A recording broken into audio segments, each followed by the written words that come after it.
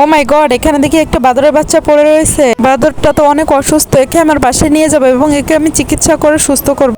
দেখি তোমার হাতটা, দেখে হাতটা ব্যান্ডেজ করে দিই, তাহলে তোমার হাতের ব্যথা ভালো হবে। ওর মামা একটু দুধ দাও না, আমার বাদরের বাচ্চাটাকে একটু খাও। দুধটা খাও, খাইলে তুমি সুস্থ হয়ে যাবে, তারপরে দেখবা তোমার শরীরটা ভালো লাগবে। বন্ধুরা তোমরা লাইক কমেন্ট এবং সাবস্ক্রাইব করে দাও যাতে বাদরের বাচ্চাটা সুস্থ হয়ে যায়। তো বাদরের বাচ্চাটা সুস্থ হয়ে গেছে, চলো আমরা জঙ্গলে গিয়ে কিছু খাবারের সন্ধান করি।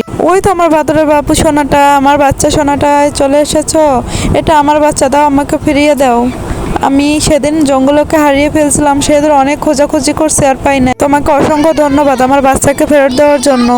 বাদরের বাচ্চাটা নিয়ে গেছে, আমার তো অনেক মন খারাপ লাগতেছে, আমার একটু ভালো লাগতেছে না ওকে ছাড়া। আমি ওকে অনেক মিস করতেছি। স্কুলটা ভেঙে পড়তেছে, যে যেমনি পারো সবাই পালাও পালাও পালাও, তাড়াতাড়ি করে বের হও, স্কুলটা এখনই ভেঙে পড়বে।